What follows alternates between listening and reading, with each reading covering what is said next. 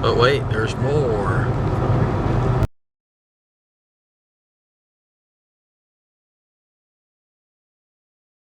Can everybody hear me in the back? Yes. Okay, good deal. If you start losing me, you don't hear me quite so well in the back, let me know. I got to keep this thing kind of distance away from my mouth. Here a couple years ago, I had a substandard bus driver, and I kind of ate the microphone a little bit, and consequently chipped a couple teeth. So luckily, the one we have now is much better than that. So we'll definitely do with him. Anyhow, welcome to unfortunately, the last bus tour of Rail Days 2022. For those of you that made it, congratulations.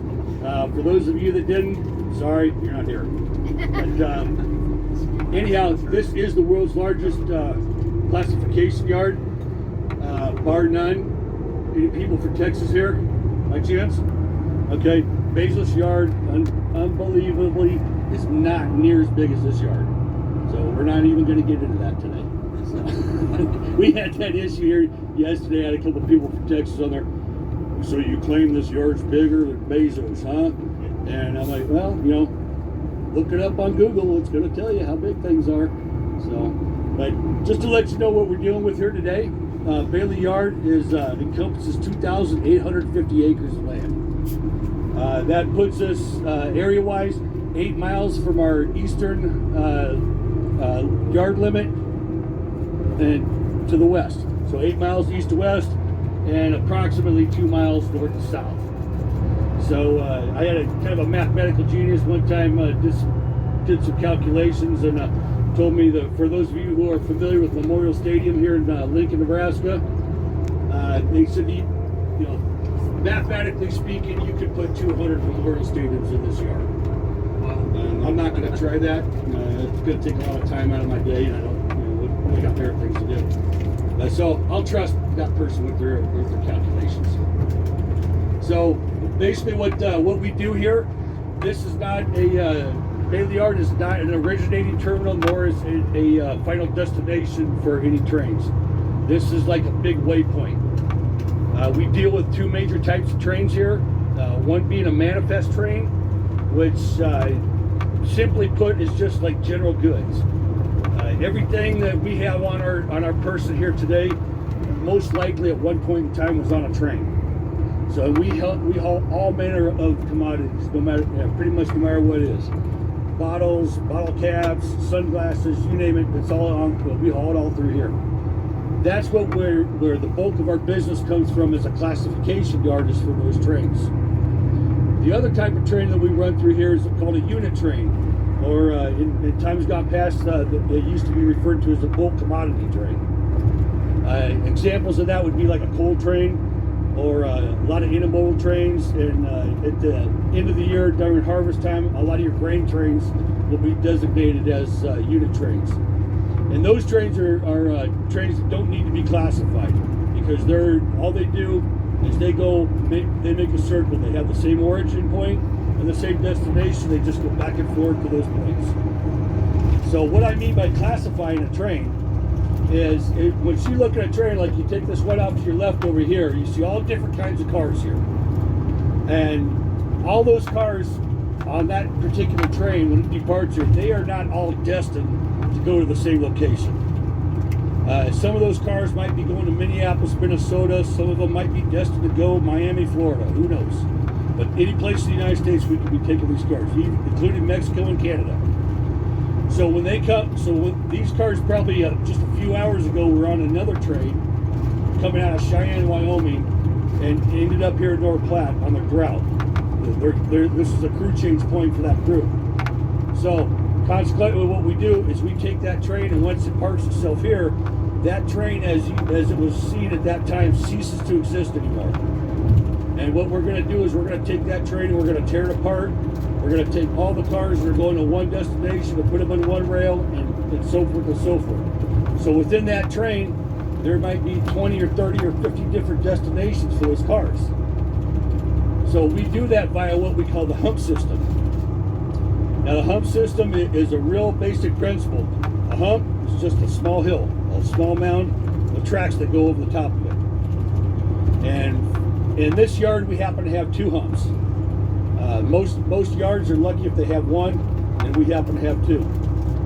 One for eastbound traffic, one for westbound traffic. What we'll talk about for this little example right now is, we'll say we got a train coming out of Cheyenne coming at us, and it stops at the east receiving yard, which is destined for the east hump.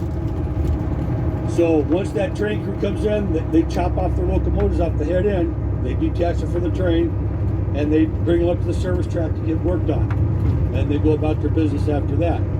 Once that train that remains there, those cars, the carman will get on that train, they'll bleed all the remaining air off those cars so the air brakes release, and then a switch crew will run around to the west end of that train.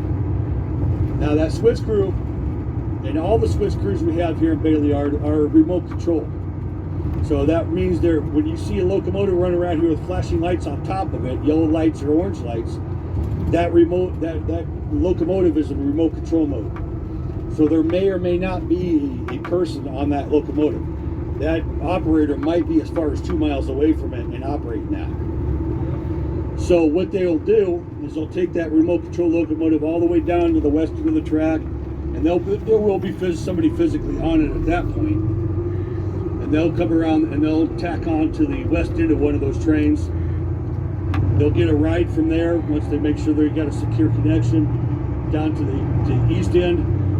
They'll get themselves lined up to the hump, and they'll start shoving that train up. There's a pin puller, a switchman up on the top of that hump. But once those cars start getting up to the apex, the very top of the hump, he looks at a board that's up there, a big electronic board, and it's just going to flash a number at him. And that's how many cars they're going to let go, and he's cut. 1, 2, 3, or 4. So, and that's all he does, or she. Walks around, pulls one pin, maybe 2 cars go down, the next one car, next one 4 cars, so forth and so forth. And they do that all the way till that locomotive gets to the top. Up to the hill, the locomotive's the only ones left. So as those cars are going down the hill, all those tracks they're being sent to are called bull tracks. Each one of those tracks has its own destination. So the cars from that previous train are going into these tracks based on their destination, and ultimately what will happen is on the other end of those tracks, there's another crew that's going to get those tracks together, make sure all the cars are coupled up. They'll start doubling up one rail to another, to another, to another.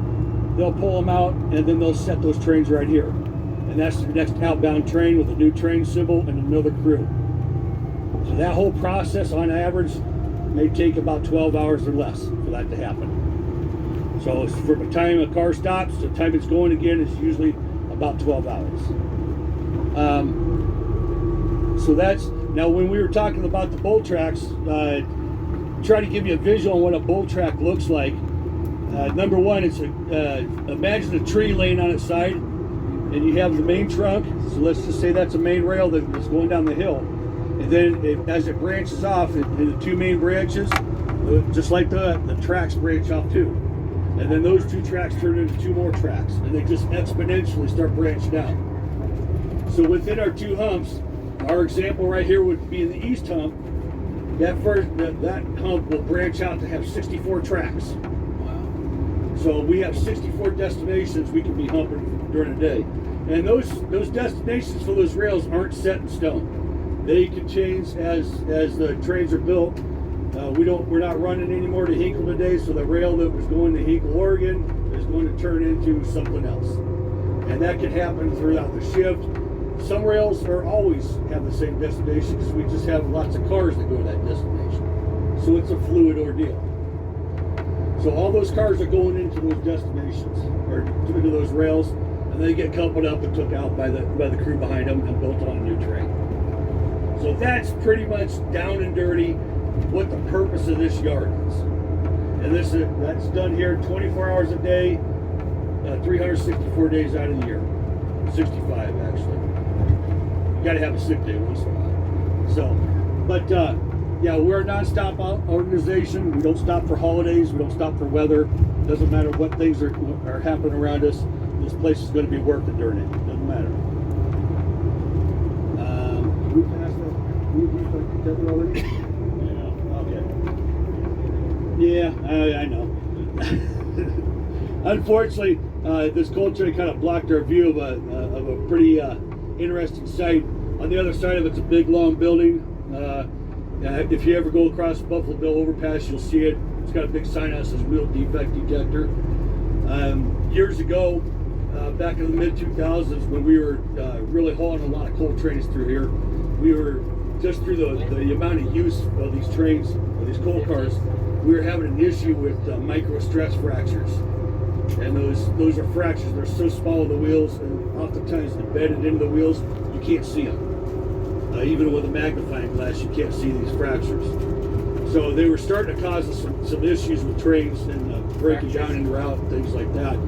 So they came up with an idea to be able to inspect these things through the technology of infrared and ultrasound and X-ray technology.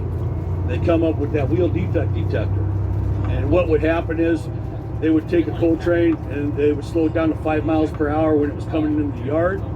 It would run through that detector. Once it was clear of it, that would send it, if there was any defects found in any wheel sets in there, it would send a report to either the locomotive foreman, if they were locomotive wheels, or a car foreman if they were car wheels. And they would know what wheel sets to change out on those trains. And almost immediately, our defects went to zero after utilizing that. Yes? How long does it take a train to change a train? As far as trains and train wheel goes, it's actually a very quick process. We could change, the car forces out here could change the wheel probably less than a minute. All four wheels that you see on these cars, they can have the old ones off, the new ones in about a minute or so. Probably about faster than we can take a wheel off of one of our pickups. So it's a real simple process. And for a while there, we were having, when we first put that wheel defect detector in play, we were changing wheel sets on entire trains. And we would just get those things done in just a matter of a few hours. And it's actually a pretty simple process, especially these coal trains. They take a forklift underneath it, lift it up. Those cars just sit on these big, what they call center pins. They pick it up, they can separate, they pick the trucks up a little bit, they push the old wheels out of the way, slide the new ones in there, set it back down, you're done. So it's a real, with a crew that's well practiced, they can do it within seconds.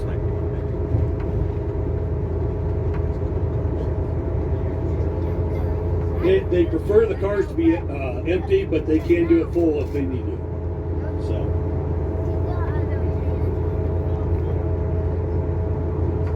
No, they can do all four of them at the same time. So this repair facility that you can barely see between the gaps of the train here, this is our one-spot car facility. The carmen that work in there, they can do any kind of work that needs done to a car. They can completely overhaul the air brake system on it. They can do structural work. They can do body work.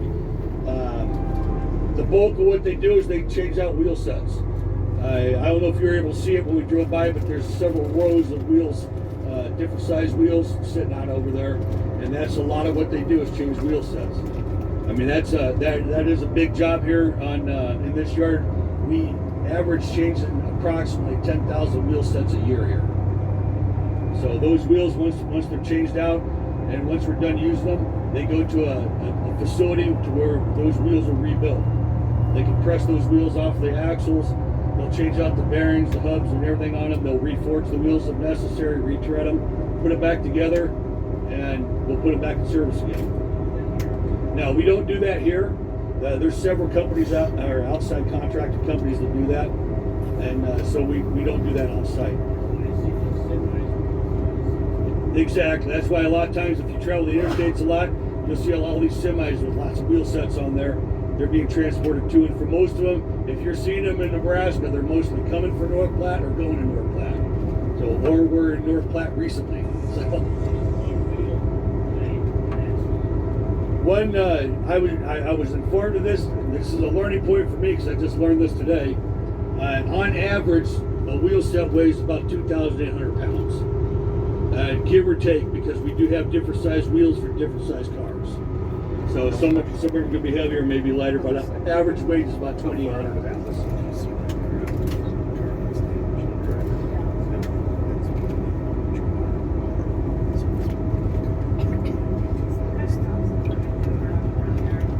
everything we do.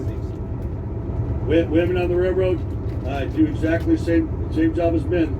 They can do whatever we do. We have several women out here working as train persons, trainmen as we call them, and they do everything we do.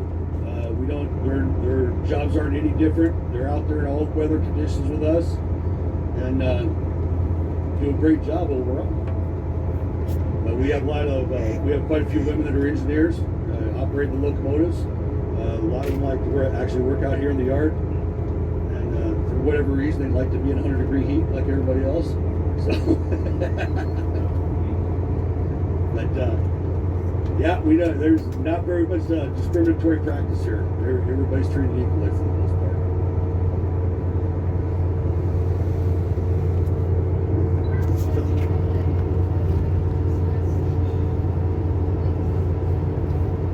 Yeah, that wheel defect detector, we'll kind of get back to that, was actually only in operation for about a year. And then we quit using it.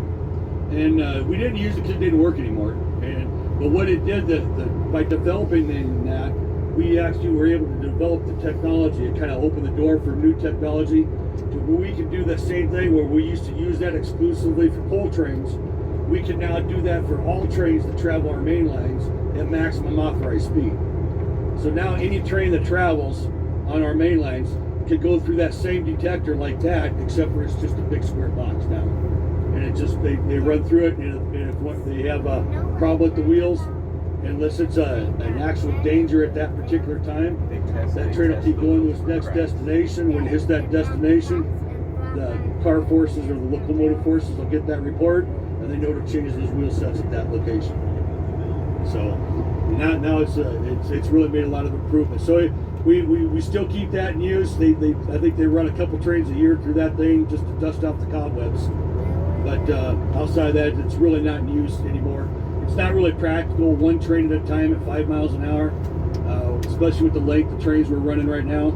And, it's going to take a lot of time. Now over here, if you look at these trains that you see looking over here, these are all trains getting ready to enter our west hump, which you can see off to the front and to the right here, that brown building. And if you notice, they got cars coming up towards the top of the hump to the apex there. So once they get to the apex, depending on what number that's flashed on that board, that switch person up there is going to either let one car go down and up to 4. So 1 at a time, 2, 3, or 4 at a time.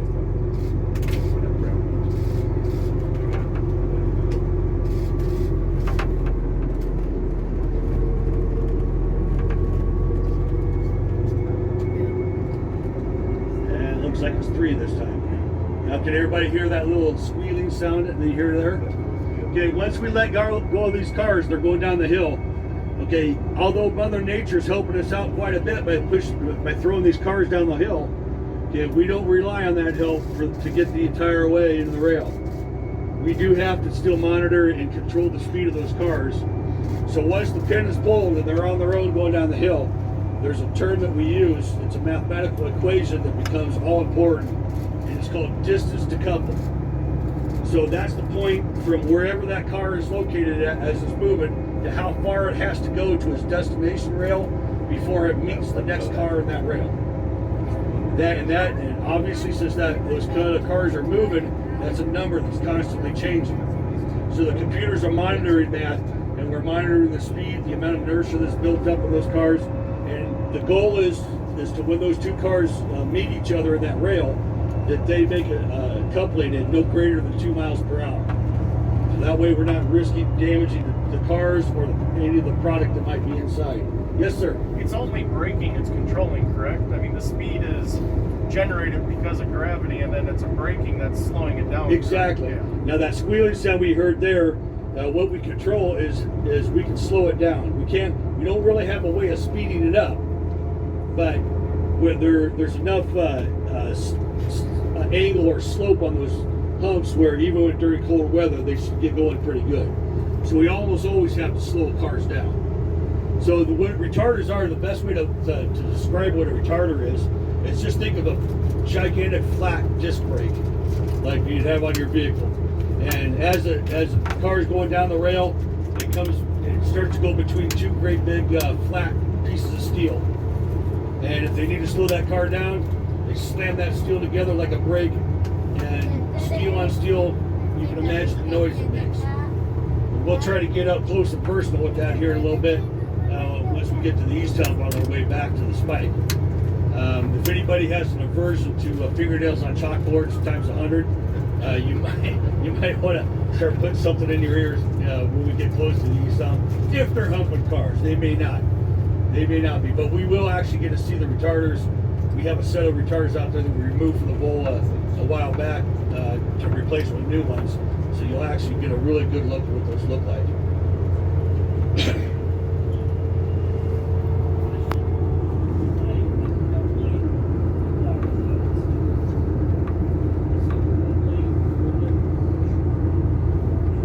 Yes, the question up here was the guy who's on the release of those pins, letting those cars go down. Is he the one controlling that locomotive?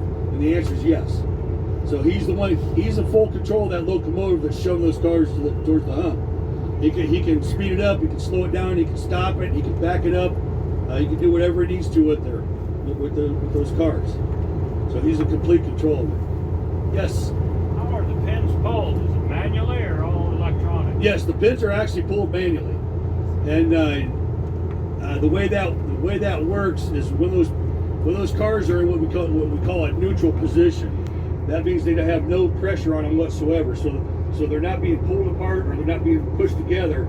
They're just kind of floating together. There's a little index of air in between those how they fit. When there's no pressure on it whatsoever, you can lift that handle and it releases a locking mechanism inside those couplers. And yeah, it's real easy. It just comes right up, and it'll hold in place once you pull it up, and those knuckles will separate and open up. Once the cars get enough distance between them, they'll open up, and away it goes. If there's any kind of pressure on those knuckles whatsoever, whether they're compressed or whether they're stretched out apart a little bit, you'll never get that pin lifter up. Well, that's the point. What makes it relax, what gives you that neutral point, that neutral position in there, is the apex of the hill. Because when you're going up the hill, the knuckles are compressed. So when it's going up a grade, the strongest person in the world is not going to lift that pin lifter up ever. Okay, but once it gets to the top of the hill and it starts to relax, and it gets to the actual apex of it, they'll separate by just a little bit with no pressure on that knuckle, and you can pop it right up.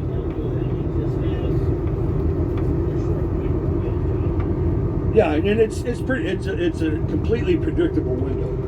So you know it's the cars or the trains that don't need to be humped. And here's an example of one right here coming in, this auto rack train.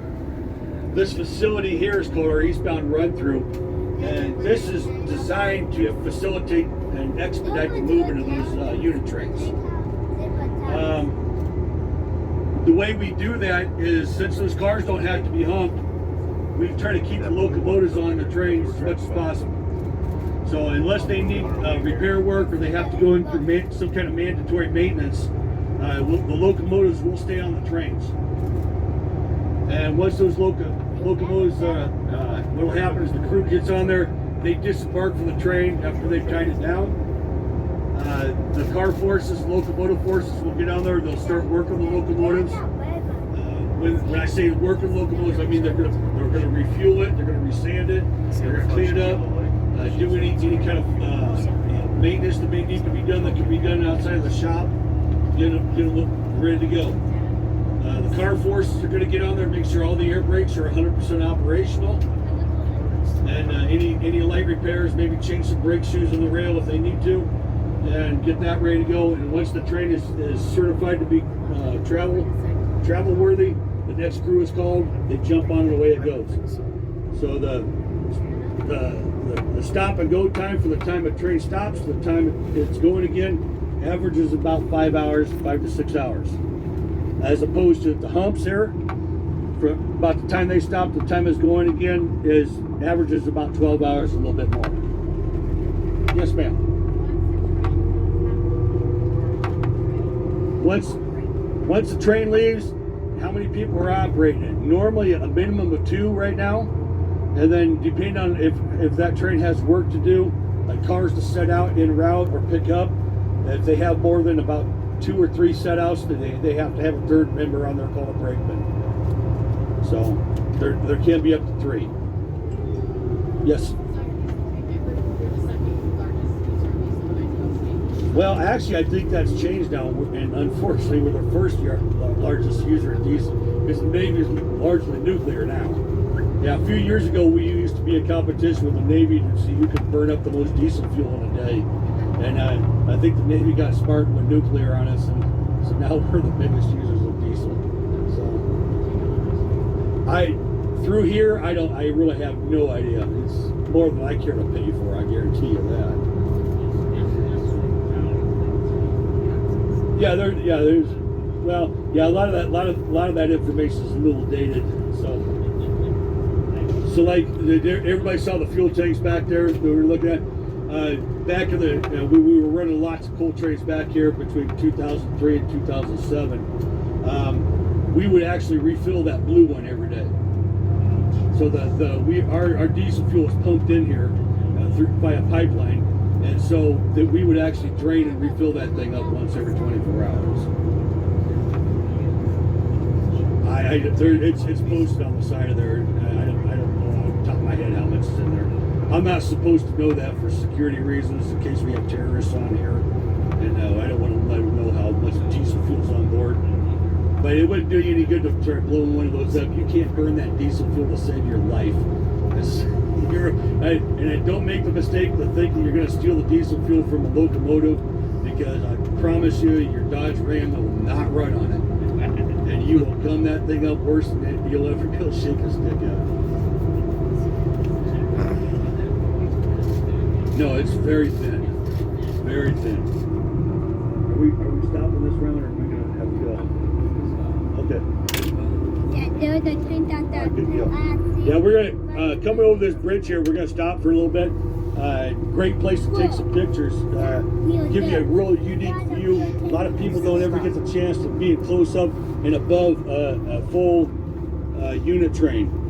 So this will give you an idea. Off to your right is where the head of these trains are at the east run through. And if you look off to your left, you'll see the tail end of it. So this kind of, oh, you want to get off here? Yeah, if you want to go open the door before you get your shot. Yeah. Now this is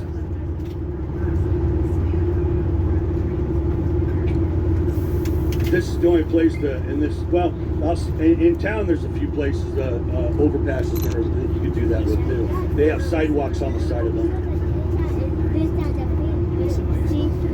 Oh yeah, Sutherland has one. Yeah, there's a couple. A lot of small towns have those where our main line runs through there, so people can get from one side to the other. You bet. Yeah, my son used to like to go to the one in Sutherland. He used to go skateboarding down it. So now, oh yeah, and another really interesting fact, folks. This is the only position that you can actually see the eastern limit of Bailey Yard and the western limit. So we would talk about how you're 8 miles from east to west. If you can see that water tower down there off to your right, all the way in the distance back there, that's our eastern limit for the yard. And our western limit is this bridge that you can see here off to your left.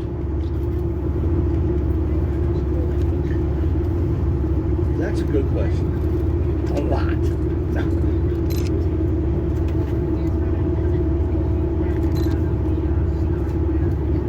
We do service Gerald Gentleman Power Plant, so not all these cars do. The coal cars that come through here go all over the country.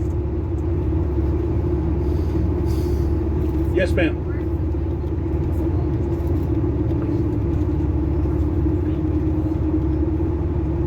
The controls what now?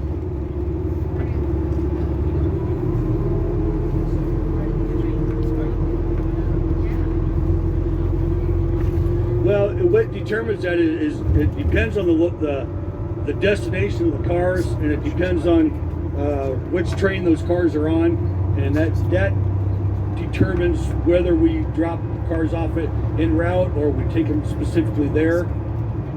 That's all done through marketing and sales in Omaha. So I don't know if there's anything here locally that makes that determination. We're told what they want to do.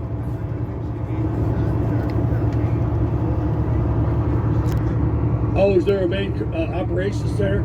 Oh yeah, here in Bailey Yard, when you were at the Spike Tower, if you looked off kind of to your north and to the east a little bit, that big square building, you saw the big microwave tower out front, maybe?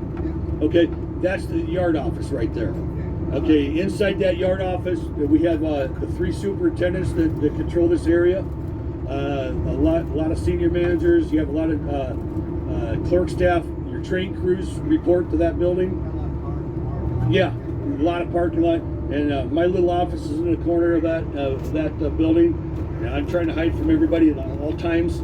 So, yeah, but that's basically the center of operations right there. Now looking over here, this little building we got off to your left over here, this actually is not a Union Pacific building. This is actually a Wabco building, or it was originally built by General Electric. And we had to have them build a building here for us because back when we were running all those coal trains and everything, we also bought a lot of brand new locomotives. And those locomotives at the time were costing about $2 to $2.5 million a pop. Unfortunately, just like when we buy a brand new pickup, we might pay $40,000-$50,000 for a pickup. Unfortunately, just like with locomotives and our pickup, there's certain things that only a dealer can do to those to keep a warranty valid on it. And so at that particular time, if they had to change out a bolt or do some kind of a recall on a part or something out there, we would have to take those locomotives all the way down to North Little Rock, Arkansas, and that pulls them out of service, and they may be gone for 30 days up to 180 days or greater. And so you can probably understand why the execs there in Omaha were a little upset about that, spending all that money for a locomotive they can't use. So they negotiated with them, and they built this building up here to do warranty work on, which they still do today. Although it's not General Electric, but it's Wabtec, and they do the same thing. So now we don't have to send our locomotives down there. They can do it on site, and the turnaround time is much, much better. I'm not really sure who builds the brand new ones anymore. It's probably still Wabtec, since they took over from General Electric. So.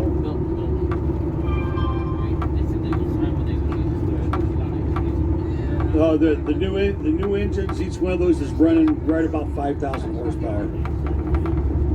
No, I don't know what the actual models are on those.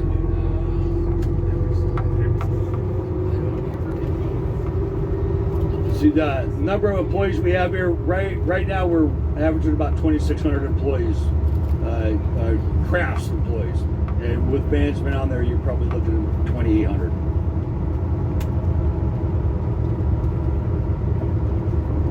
Okay, I'm sure everybody's seen the sign. So, yep, we have our own Area 51 out here, just like the Area 51 out in the Nevada desert. There's strange things that can happen inside that building. Like aliens? Yeah. Yeah, and since y'all saw it, we're going to have the man in black here after the tour, and he's going to tell you to look at the flashing thing. But no, Area 51, the official version of how we got that title. There was a time where we actually were able to process and run through 51 coal trains in one day through this facility, which is actually a pretty big feat. So they decided to celebrate it by permanently naming that building Area 51. Those of us that actually work on the ground kind of have a whole different philosophy of Area 51. You figure you got all your head shit people working there, your yard master, your car foreman, everybody like that. A lot of managers are in there. And so you can think with all that college education and everything, lots of strange decisions get made in that building that have strange effects on the yard out here. So that's how we get called Area 51. If you look off to your right, folks, that caboose you see over there, As far as I know, it's probably the last fully functional caboose on UP. Gentleman on the last one said they were running some kind of caboose on some train out in Colorado.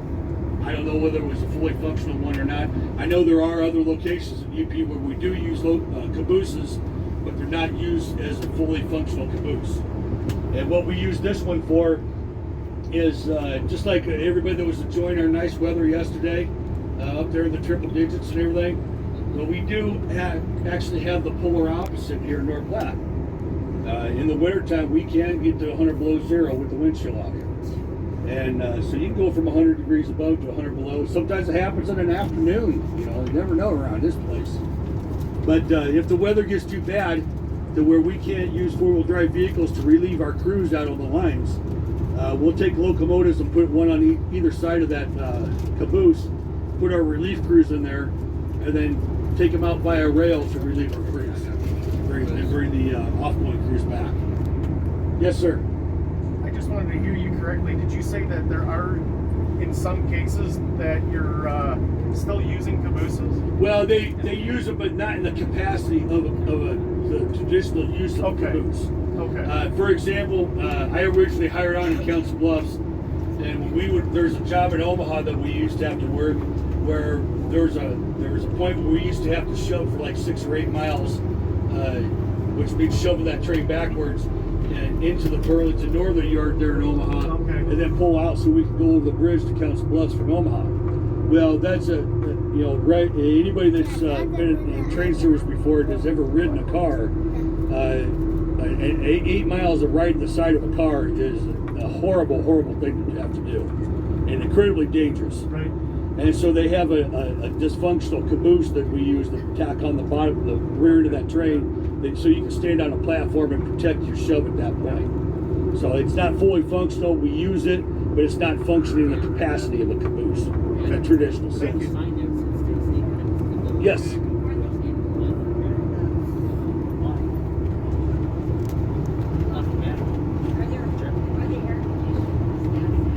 They claim to have air conditioning on the locomotives. There is something that moves a little bit of air in there. Whether it's actually air conditioned or not, sometimes is a matter of opinion. Your better air conditioning is opening up those side windows and making sure you're going over 50 miles an hour. But yeah, there is air conditioning on the locomotives, and they do work a fair amount of time. And it is very miserable when they don't work.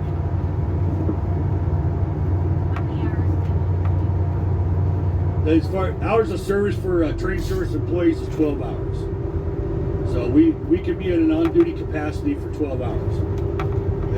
At hour 12, no matter where you're at, no matter what you're doing, you stop in place, you're done. So if you're on a train, let's say you're going to Council Bluffs, and you're between Grand Island and let's say Lincoln, and you're at your 12-hour point, you stop that train wherever it's at, and you cannot do anything with that train. You can't tie down the brakes, you can't move it just a little bit to clear up across, you can't do anything. You are done. That's a federal regulation. And the train crew, if they do perform any kind of service past that 12-hour mark, puts their jobs in serious jeopardy at that point.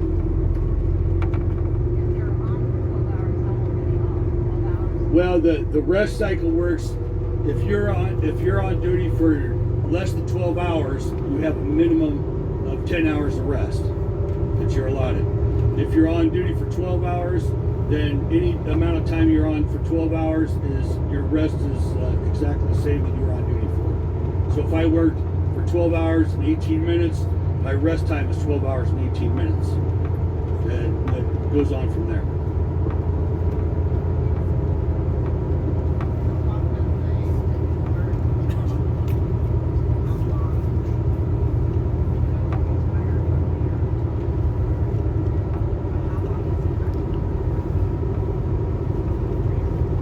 Well, a full career on the railroad is normally 240 months and 60 years of age. So a lot of people, it depends on, if you hire on when you're very young, let's say 18, 19, 20 years old, you'll have your months in way before you're 60 years of age. So if you're going to work for retirement, you just keep working and working until you get to the age. So as long as you haven't been, you know, no broken time or things like that, you'll have that 240 miles way before you get open the age away. Well, when you're laid off, that time stops. Yeah. Hopefully we've learned our lesson on that.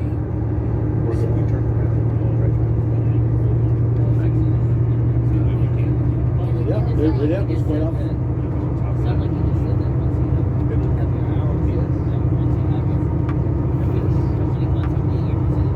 Yeah, all these trailers you see on this train over here, the UPS cars, that's what we call a Z train, and that is probably the hottest train on the railroad right now. You do not want to be the manager on duty that delays that train by 1 second. So I'm going to tell you right, that's why it's moving right now. You know, that train is, if it stops in this yard, somebody's in trouble. Oh yeah, they will stop traffic for 100 miles ahead of it to make sure that the thing passes okay.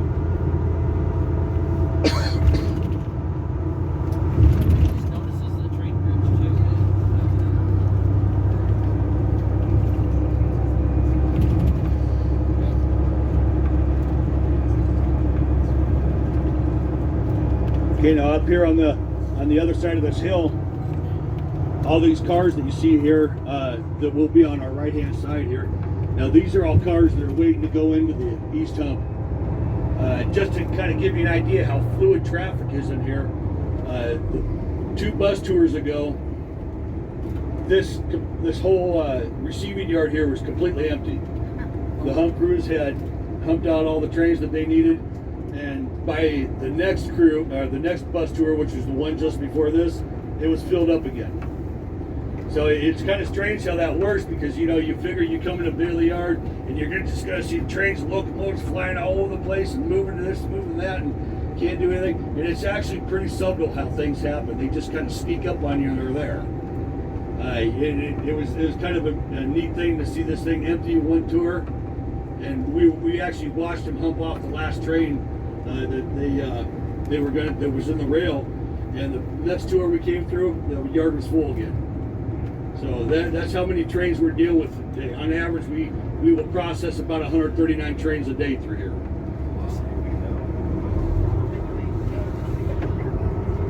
How often do we clean off graffiti on these cars? By and large, the answer is never. One thing to understand about most cars that we haul through, that we haul on the railroad, are private cars. And so they actually belong to a company or whatever the case is, and along with that goes a maintenance agreement. We won't normally go out of our way to clean off graffiti unless it's particularly offensive or vulgar, or it covers up the identification of the car. And then we'll only clean up what we have to be able to make it right. But if it happens to be something that really needs to be cleaned up, they'll contact the owner of that car and say, we're going to ship this back in. And you deal with it, or we're not going to take it anymore. So that's the way that works. How about the engines? You can ask that.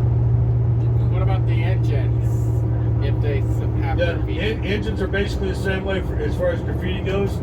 They're not going to mess with it unless it's vulgar or it starts covering up the identification of that locomotive. So, and then, but periodically throughout the lifetime of a locomotive, they'll go in for retrofit and they'll get completely rebuilt. And at that time, they'll have new paint put on them, new panels and everything. And I'm sure their thought process will take care of the graffiti at that time.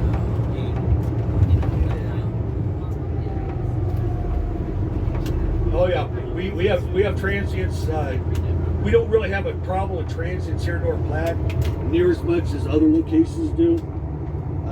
We do see quite a bit more in the wintertime, just because they'll jump on the rear locomotives of a train to get from point A to point B, and they have heat on those things, so they're going to stay comfortable instead of riding between cars and freezing to death. They'll jump on those.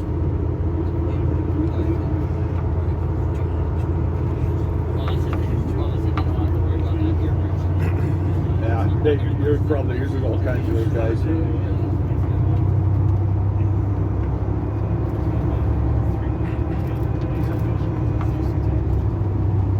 Yeah, Now I think we're gonna be out of luck waiting for the east hump to hump a train kind of between shift changes right now.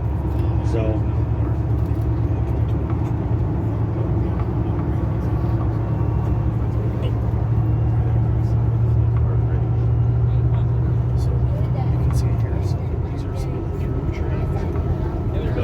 Kind of an interesting story with our humps. If you notice the east hump is quite a bit taller than the west hump. The height of the east hump here is 34 feet. The west hump is 20 feet. I know when I was a young trainman, when I first hired on, I asked a maintenance away guy who was doing maintenance on the humps over the west hump. I asked him why there was such a height disparity between the two. And he told me, he said, well, the east hump, he says they hump to the west. He said the wind normally comes and we always have a strong wind out of the west here in North Black. So it helps the cars down the hill. It doesn't need to be that tall. Which to a degree is actually true. I mean, a strong wind will blow rail cars all over the place, especially empty empty coal cars. Empty coal cars act like a sailboat. They'll catch the slightest breeze and boom, they're gone. So you gotta be careful of that. So that kind of sufficed my curiosity. Like I said, I was brand new at the time, and then a few days later, I was working, and I kind of noticed that, the east hump, they hump in the same direction as the west hump. And so here we are 25 years later, I still don't have an answer to my question why the one is so much bigger than the other one. And since I've only got 4 years left till I retire, I don't think I care anymore. But the fact is, they both do their job, and they do it well, and I guess that's all we can hope for. So they probably built the east hump thinking they needed all that slope, and then they got smart and decided that they didn't need quite so much when they built the second hump.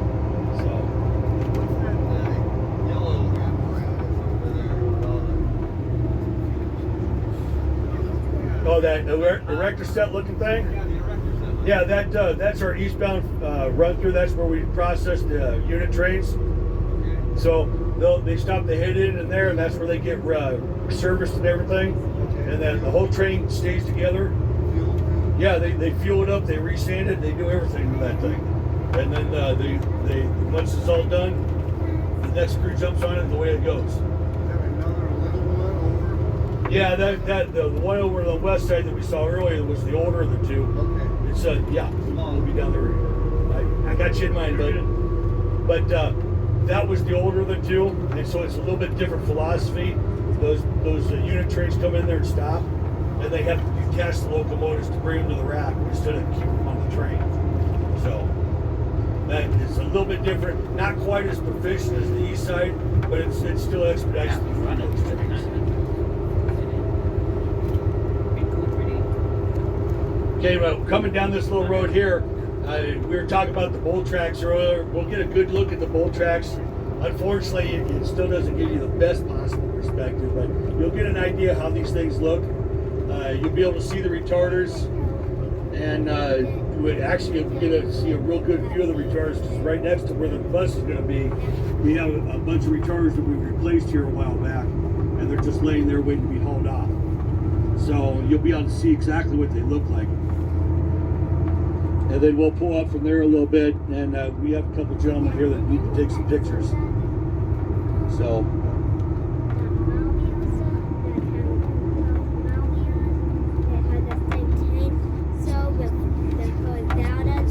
Yeah, these big devices here with the big airbags and everything, these are your retarders. So what happens is as the car goes through there, you can see the rail is flanked on either side by great big steel sheets or steel bars on the side. And if it needs to be slowed down, the computer will activate those retarders, they'll squeeze against those wheels and slow that car down. Now, if for some reason we have to stop a car while it's going down the hump, these retarders will stop our heaviest cars we hump down there right in place. So we can stop these cars as well. There's two sets of these. Out here you're looking at 42 bolt or 64 bolt tracks. Now if you take a look out here and you see the blue tube out there, the blue line, all this equipment out here, the retarders and all the switches that they throw to go from one track to another, okay, those aren't electronic switches. Those are all pneumatic switches. They're all ran by air power. So to be able to facilitate that, you know, it takes a little bit more than our Craftsman 33-gallon air compressor.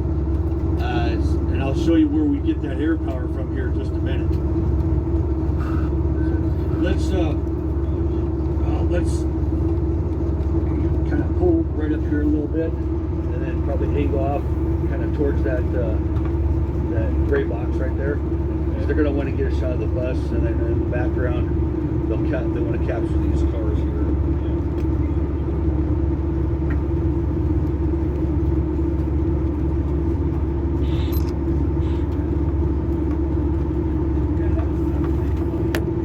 want to take pencil?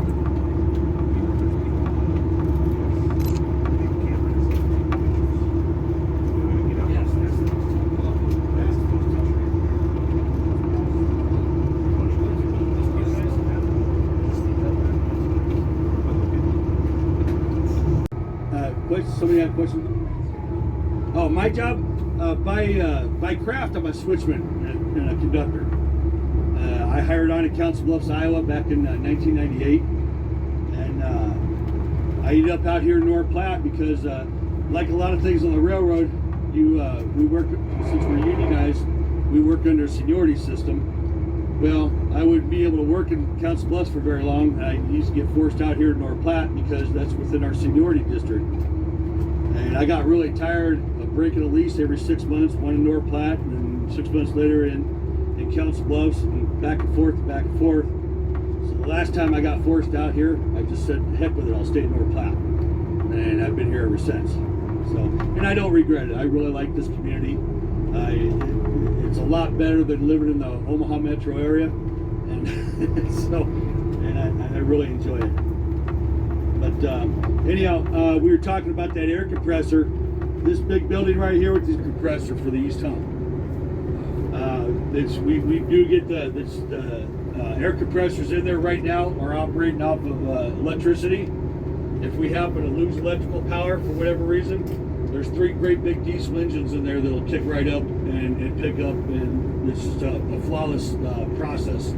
So constant supply of air right there. Do not, if you need to, not fill your truck up with this place. Okay, your road warranty will not cover your pickup tire for this.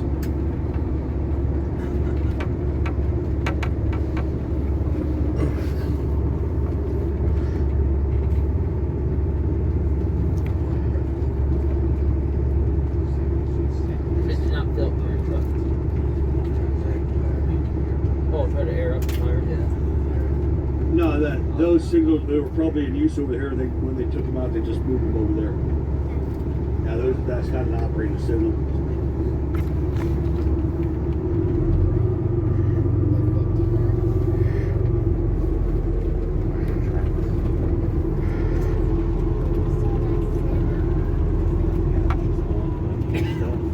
Yes, sir. Actually, the big boy doesn't get parked here in the yard. If you keep going down towards the east, pretty close to where the old canteen used to be here in North Platte, that's where we park it down there. We call it the business spur tracks. It's just a little couple tracks that come in right next to Front Street, and the big gates right up blocking the access to the right of way there. And so they park it right there so the public can come by and take a look at it and everything. And it's a really neat thing seeing that thing in operation. Yes, sir. Is that the same location where the building was where they rebuilt Big Boy then? No, they rebuilt Big Boy up in Cheyenne, Wyoming. That's where the Heritage Fleet is located. The steam fleet's located up there. So yeah, all the employees up there, they did all the work for that. It's pretty neat. Yes, sir. Yeah, do you guys get foreign units leading? You guys have been seeing a lot of those foreign units leading, like Norfolk Southern or CN. Yeah, we get a lot. We use a lot of those. Sometimes they're leased out, and other times they're traversing our territory for whatever contract they're working for. So we have to add one of their locomotives to our consist.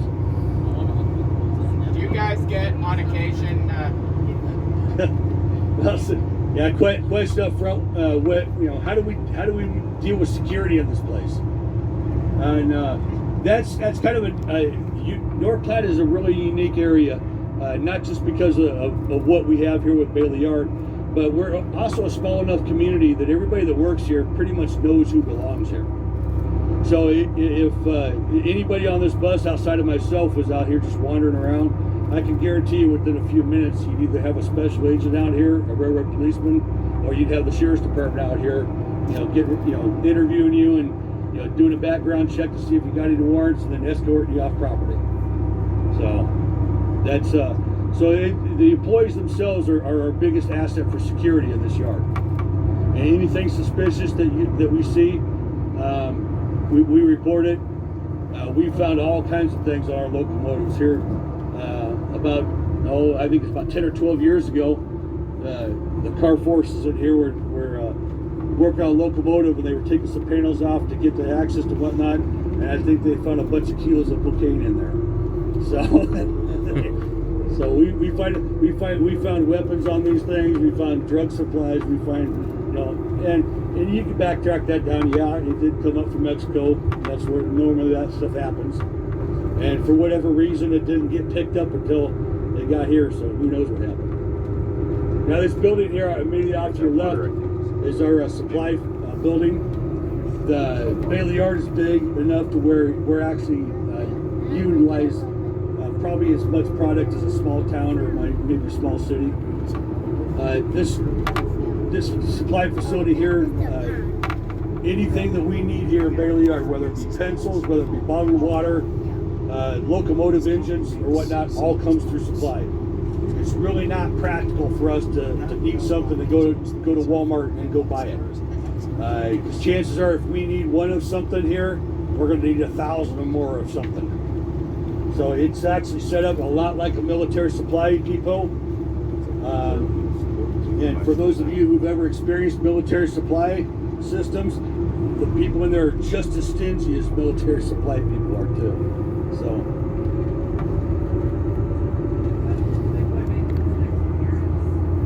I don't think it's slated to come through here until next year sometime, and I don't know if it's for rail days or not. It might be for something else, but it does actually, because of the way the main line is situated, it does actually come through the city of North Platte quite often. And most times when it gets here, it'll spend the night here, and it's oftentimes going to someplace else, Kansas City or wherever.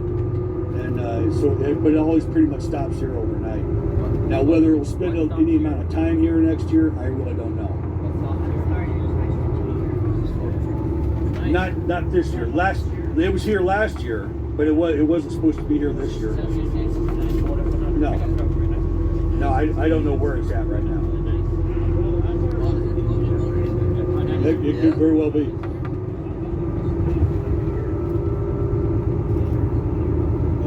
Now, all these locomotives you see here, and this gigantic building right behind it, is our diesel locomotive facility. And that is the largest locomotive repair shop in the EP system. All these locomotives you see here are all waiting to get into that place. And that locomotive shop, just like we talked about the car shop earlier, they can do anything that needs to be done with the locomotive. They can do structural work, they can do body work, they can change out wheel sets, rebuild brake systems, they can swap out the locomotive engines, they can change the electric generators, you name it. For whatever reason, they can't do warranty work. So, they can do everything else, but they can't do warranty work. So they process that. On an average day, they'll run about 70 locomotives or more through that facility every day.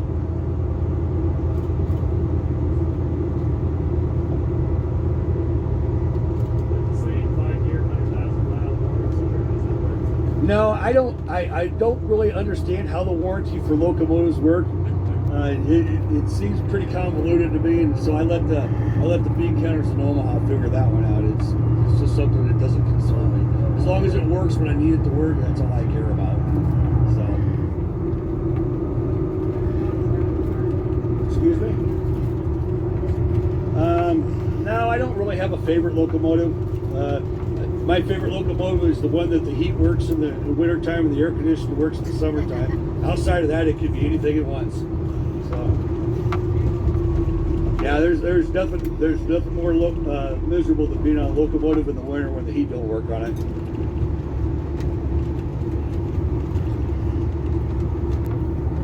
Okay, folks. Well, this is going to pretty much conclude our tour here.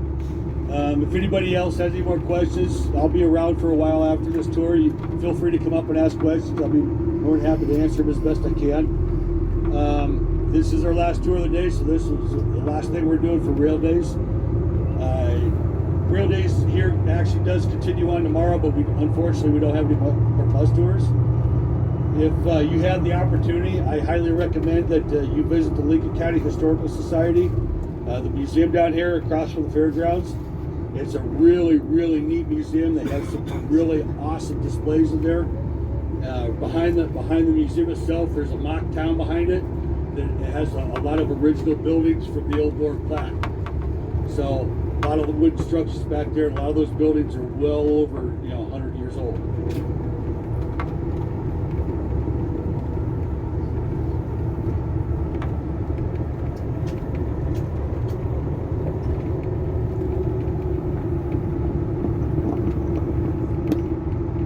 Well, thanks for watching this video on my channel. If you like the video, give me a like or comment on this video or any other videos I posted, and subscribe to my channel. And it certainly helps me get the views that I'm looking for and do all that good stuff that I send you. Alright, thanks for watching. I'll see you guys on my next video. Alright, bye-bye. Well, thanks for watching this video on my channel. If you like the video, give me a like. Comment on this video or any other videos I posted. And subscribe to my channel. And it certainly helps me get the views that I'm looking for and do all that good stuff that I send you. Alright, thanks for watching. I'll see you guys on my next video. Alright, bye bye.